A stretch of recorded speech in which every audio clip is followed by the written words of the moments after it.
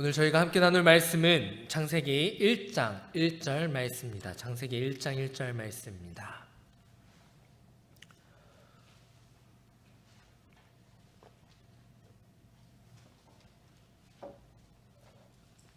사실 이 말씀은 성경책을 굳이 펴지 않아도 다 알고 있는 말씀이죠. 우리 너무나 잘 알고 있는 이 말씀 함께 큰 목소리로 함께 합독하겠습니다. 시작. 태초에 하나님이 천지를 창조하시니라. 아멘. 사실 이 본 말씀을 정하기 전에 어떤 본문을 정해야 하나 고민하고 또 기도하는데 계속해서 창세기 1장 1절 이 말씀을 주셨어요. 그리고서 계속해서 떠올랐던 그 일화가 있었는데 그 일화만 또 이 본문만 계속해서 주시고 그리고 믿음에 대한 주제만을 주시고 어떤 메시지를 전해야 할지 전혀 감을 안 주시더라고요. 그래도 어떡합니까? 하나님께서 또 이 마음을 계속 주셨으니 주보에 실차하고 믿음으로 싣고 말씀을 준비하는데 목사님들이 이 본문을 가지고 설교를 잘 안 하는 이유가 있더라고요. 준비하는데 정말 어려웠습니다.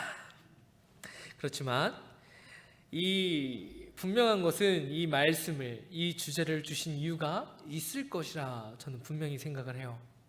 누군가에겐 이 말씀이 필요했기 때문에 주셨겠죠. 오늘의 이 말씀을 통하여서 우리 성도님들이 그냥 듣고 끝나는 것이 아니라 이 말씀이 우리 성도님들에게 의미 있는 말씀 또 믿음이 한층 더 성장하는 그런 큰 은혜를 받는 그런 말씀이 되시기를 간절히 소망합니다. 같이 신앙생활을 했던 전도사님이 겪었던 일이에요. 신학대학교를 이제 입학하기 위해 면접을 보러 갔는데 면접 질문 중에 이런 질문이 있었대요. 한 교수님이 물어보길 가장 좋아하는 성경 구절이 어떤 것이냐, 그리고 그 구절을 왜 좋아하느냐. 그 전도사님이 작년에 이제 면접들 어떤 질문들이 있었는지 어떤 면접들을 봤는지 준비하고 갔지만 사실 정작 이 질문은 생각지도 못했던 너무나 원초적인 질문이어서 준비를 전혀 안 하고 갔다라고 하더라고요. 당황한 나머지 순간의 그 재치, 기질을 발휘한 대답이 바로 이 말씀, 창세기 1장 1절 말씀, 태초에 하나님이 천지를 창조하시니라 라고 대답을 했다고 해요. 그 이유는 믿음의 가장 기본적인 그 출발점, 시작은 바로 하나님께서 이 세상을 만드신 것, 그것을 믿는 것으로부터 시작되기 때문이다 라고 대답을 했다라는 거예요. 우리 성도님들은 이 대답에 대해 어떻게 생각하십니까? 동의하시나요? 오늘날 우리는 유신론과 무신론 둘 중에 하나를 선택해야 하는 그런 시대 속에서 살아가고 있습니다. 쉽게 말해서 신은 존재한다, 신은 존재하지 않는다, 이거예요. 더 나아가 그것이 인류의 기원, 세상으로까지 올라갑니다. 그것이 창조론이 될 수도 있고 또 진화론이 될 수도 있겠죠. 인간은 또 이 세상은 하나님, 신으로부터 창조가 되었다. 아니다. 우연한 계기로 인하여서 이 세상이 창조가 되었고 인간은 계속하여서 거듭하여 진화가 되어서 오늘날 우리가 이렇게까지 발전해 왔다. 이것이 오늘날 현대에 살아가고 있는 우리들의 문제, 또 현대에 들어선 관심이 아니라 사실 이 세상은 어떻게 시작되었는가, 세상의 만물은 어떻게 생겨났는가, 인간은 누구인가, 인간은 어디서부터 나온 것인가? 이러한 질문에 대해 너무나 오래전부터 그 대답을 찾고자 끊임없이 사람들은 노력해왔다라는 것입니다. 철학자 데카르트는 스스로에게 이런 질문을 합니다. Who am I? 나는 누구인가? 나는 어디서부터 왔는가? 나는 어디로 가는가? 초대교회 교부들과 종교 개혁자들이 존재했던 그 시대에서도 창조 사역에 대해 너무나 많은 변론들이 오갔고 오늘날에도 그것은 계속하여서 이어져 왔습니다. 대답을 찾지 못했어요. 그렇기 때문에 현재 지금도 인류의 기원과 세상의 탄생을 찾기 위해 계속하여서 연구하고 있습니다. 사실 이러한 궁금증은 당연한 것일지도 모르겠어요. 내가 어디서부터 시작되었는지, 나라는 존재가 무엇인지, 이 세상은 왜 생겨났는지 알아야 우리의 삶의 의미가 생겨나기 때문입니다. 아무 의미 없는 것은 사는 게 아니에요. 이 세상에 생겨나는 데에 분명한 목적이 있을 것이고 의미가 있을 것입니다. 우리 성도님들 각 한 사람 한 사람이 태어난 데에도 분명한 목적이 있어요. 위에서 언급하였던 것처럼 사실 이러한 상황은 초대교회가 아니라 더 거슬러 올라가 창세가 기록되었을 그 시기와 그리 다르지 않는 모습을 가지고 있습니다. 창세기부터 신명기까지 누가 저술했죠? 모세가 저술했습니다. 그래서 이것을 모세오경이라고 부르잖아요. 그 당시의 상황을 한번 떠올려 볼까요? 고대 근동 국가들은 대체로 다신론적 세계관을 가지고 있습니다. 우주론적인 것들, 인간의 기원의 모든 것들을 다신론적 신들에 의해서 이해해 왔어요. 가나안 신들을 보면 다양한 신들이 나타나고 그 신들이 각각 가지고 있는 역할들이 있는 이유가 바로 이것입니다. 그런데 이스라엘 민족이 가지고 있는 세계관은 유일신 한 분이에요. 하나님 한 분밖에 없습니다. 하나님께서 이 세상의 모든 것을 창조하셨고 하나님께서 이 세상의 모든 것들을 다 주관하고 계십니다. 이러한 다신론 개념 속에서 유일신의 개념은 가나안 사람들이 바라볼 때에 이해하기 너무나 독특한 개념이다라는 것입니다. 그런데 그런 문화 속에서 우리가 사는 오늘날까지 유일신의 개념은 사라지지 않았다라는 것이고 모세는 자신이 겪지 않은 그 모든 일들까지도 기록했다라는 거예요. 하나님에 대한 신앙이 오늘날까지 어떻게 해서 이어져 왔을까요? 모세는 자신이 겪지 않는 그 일들을 어떻게 알고서 그것을 기록했을까요? 모세오경, 특히나 이 창세기는 단순히 모세가 쓴 허황된 그런 소설에 불과할까요? 그런 허황된 소설치고는 그 시작이 너무나 방대하다라는 것이죠.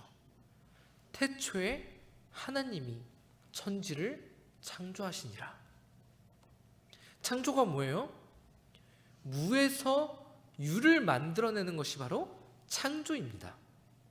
여기 계신 성도님들 중에 아무 재료도 주지 않고 무언가 만들어 보세요라고 한다면 만들 수 있겠습니까? 만들 수 있어요. 그분이 하나님입니다. 아무도 만들 수 없어요. 무언가 만들려면 그에 따른 재료가 분명하게 필요합니다.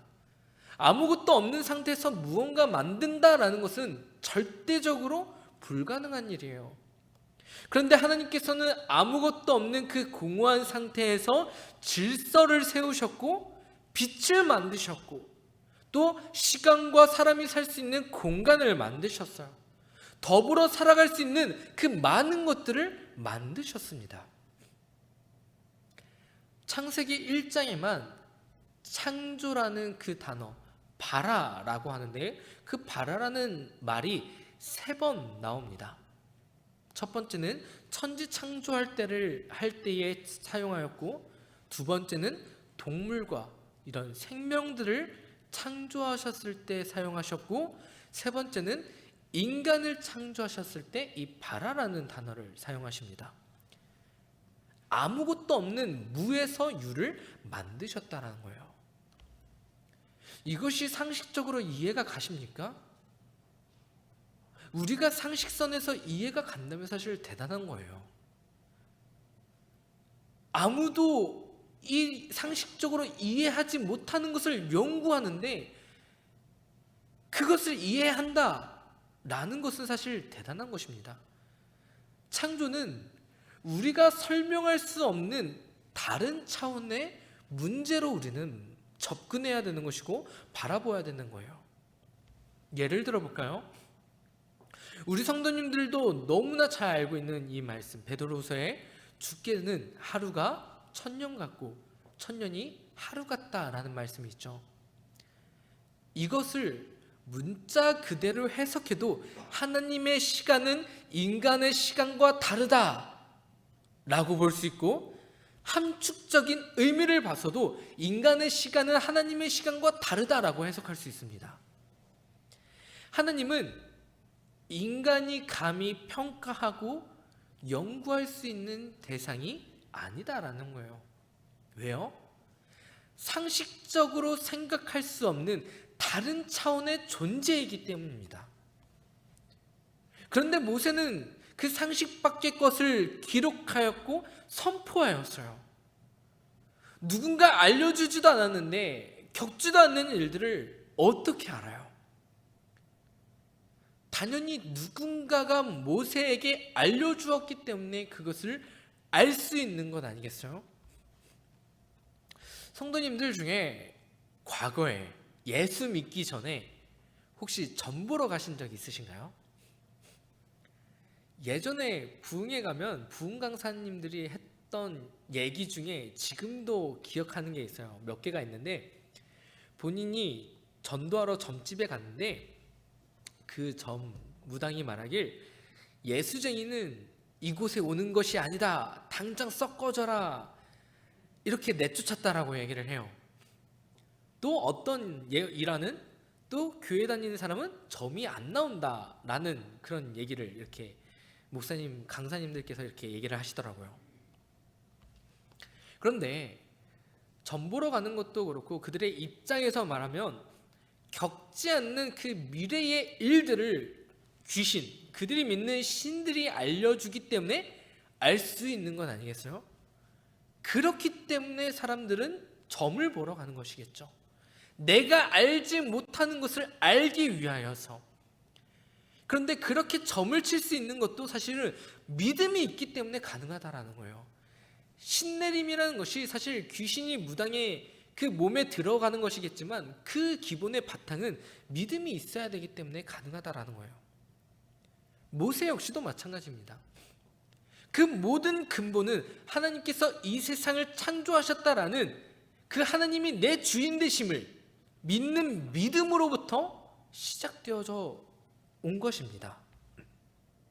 그러한 믿음이 있기 때문에 하나님께서 모세에게 계시해 주신 것이고 들려주신 것이고 모세가 그것을 기록하게 만드신 것이에요. 디모데후서에 보면 성경은 하나님의 감동으로 된 것이다 라고 분명하게 말하고 있잖아요.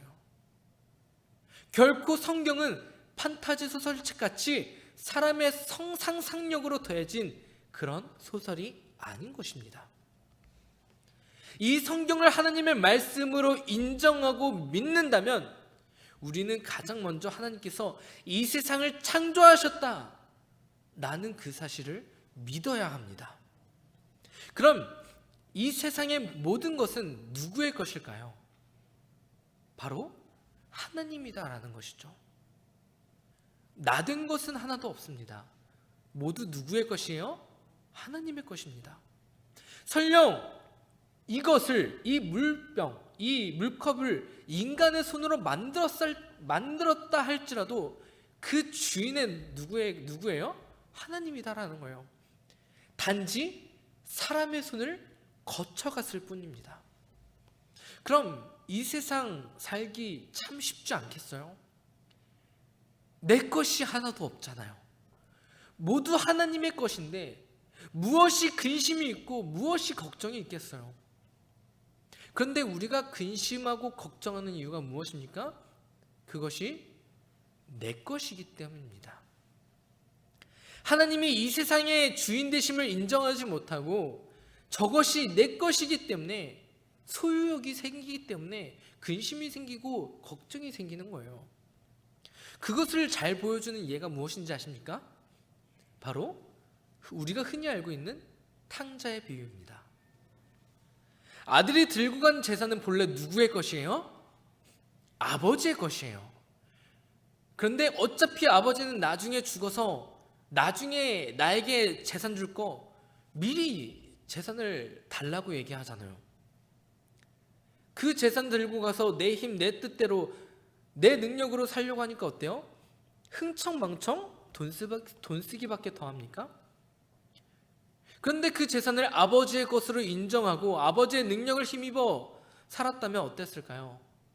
그렇게까지 힘든 고생을 하지 않았을 것이고 그렇게까지 비참하게 살지 않았을 것입니다. 그런데 그것을 내 것이라고 생각하고 내 힘으로 살려고 하니까 안 되는 것이에요. 그럼에도 불구하고 아버지는 아들을 애타게 기다리고 아들이 돌아오자 큰 잔치를 벌이는 것, 이것이 구원론이잖아요. 비록 우리가 이 세상에서 살지만 결국은 이 세상의 주인 되신 그 하나님을 인정하고 믿음으로 살다가 하나님이 계신 그곳으로 돌아가는 것, 그것이 구원이다라는 것입니다. 예수님께서는 탕자의 비유를 통하여서 창조의 질서, 또 개념, 구원론까지 말씀하고 계신 것입니다. 또 창조의 질서와 구원까지 말씀하고 있는 것이 무엇인지 아십니까? 바로 출애굽 사건입니다. 창세기를 기록한 또 하나의 이유가 뭐예요? 모세가 노예 생활로부터 탈출하여서 이스라엘 민족과 가나안 전쟁, 정복 전쟁 이후 약속의 땅에서 새로운 삶을 이어갈 후손들이 있었죠. 결국 그들이 선택되었고 보존된 것은 바로 온 땅의 주인 되신 하나님이다 라는 것을 말해주기 위해서 천지창조를 기록한 거예요. 과거에 하나님과 떨어졌던 그 노예 생활을 청산하고 이제는 우리가 하나님께로 돌아가자, 그것을 말해주고 있다는 거예요. 결국 우리가 하나님께로 돌아가기 위해서는 무엇이 필요해요? 가장 근본적인 것, 바로 믿음이 필요하다는 것입니다. 내 주인 되심을 인정해야 돼요. 이 세상, 이 모든 만물의 주인 되신 그 하나님을 인정해야 된다는 것입니다. 사랑하는 성도님들, 우리는 결코 쉽지 않은 세상에서 우리는 살아가고 있습니다. 위에서 언급하였던 것처럼 창조는 무에서 유를 만들어내는 것이고 사람이 설명할 수 없는 그 또 다른 차원의 문제다라고 이야기를 했어요. 그런데 많은 사람들이 그것을 부정하고 또 그것을 부정한다라는 건 뭐예요? 결국에는 하나님이 없다라는 결론을 내려진다라는 것이죠. 하나님께서 이 세상의 주인 되심을 인정하지 않는다라는 것입니다. 그럼 누가 주인이에요? 내가 주인이에요. 우리는 그러한 세상 속에서 살아가고 있어요. 오히려 앞으로의 과학의 발전은 하나님을 더 부정할 것이고 인간의 위대함을 가르칠지도 모르겠어요. 그런데 성경에서는 분명하게 말하고 있습니다. 태초에 하나님이 천지를 창조하시니라. 이 세상의 주인은 누구예요? 바로 하나님입니다. 우리의 주인 되심은 누구예요? 하나님입니다. 우리의 창조의 목적은 분명 하나님의 뜻과 계획이 있기 때문이에요. 하나님의 은혜로 인하여서 우리가 이 땅에 살고 있는 것이지 인간 스스로가 위대해서 살아가고 있는 것이 아니에요. 더 나아가 우리가 구원받을 수 있는 것은 우리의 주인이 바로 하나님이기 때문이다라는 것입니다. 그러한 사실을 믿으시길 바랍니다. 하나님께서 우리에게 허락하신 이 땅을 잘 보존하고 주인 되심을 믿음으로 인정하면서 하나님께서 우리에게 허락하신 그 은혜를 누리며 살아가시는 저와 우리 성도님들이 되시기를 간절히 소망합니다.